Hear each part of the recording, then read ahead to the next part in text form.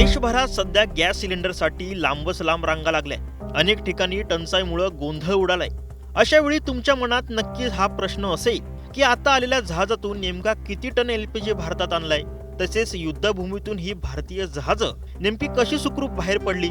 या सर्व प्रश्नांची उत्तरं आजच्या या विशेष रिपोर्टमध्ये आपण पाहणार आहोत। शिवालिक आणि नंदादेवी ही जहाजं किती टन इंधन घेऊन येत आहेत, इराण अमेरिका संघर्षात अडकलेल्या जग लाडकी या जहाजाचं नेमकं काय झालं आणि भारतीय नौदलानं समुद्रात कोणतं सुरक्षा कवच तयार केलंय, महत्वाची माहिती आहे। त्यामुळे हा व्हिडिओ शेवटपर्यंत नक्की पहा।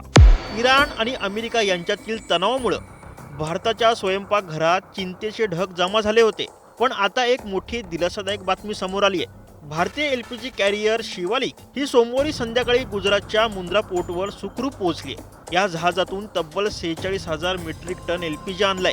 इंडियन ऑइल कॉर्पोरेशनने हे जहाज खास मागवलं होतं। सर्वात महत्त्वाचं म्हणजे हे जहाज युद्धाचा धोका असलेल्या स्ट्रेट ऑफ हॉर्मुझमधून सुरक्षितपणे भारतात आलंय।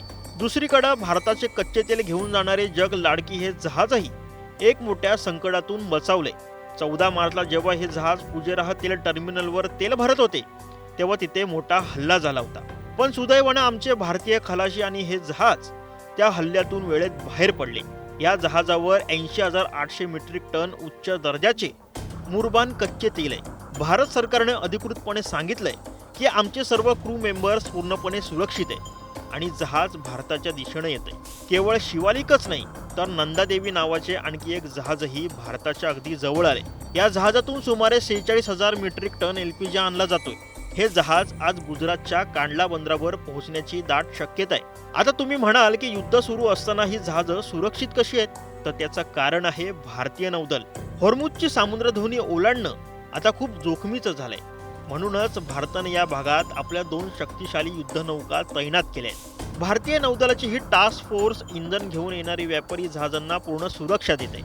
थोडक्यात सांगायचं झालं तर जगावर युद्धाचं सावट असलं तरी भारत सरकार आणि नौदल आपल्या देशाची ऊर्जा सुरक्षा जपण्यासाठी सज्ज आहे। त्यामुळे घाबरण्याचं कारण नाही।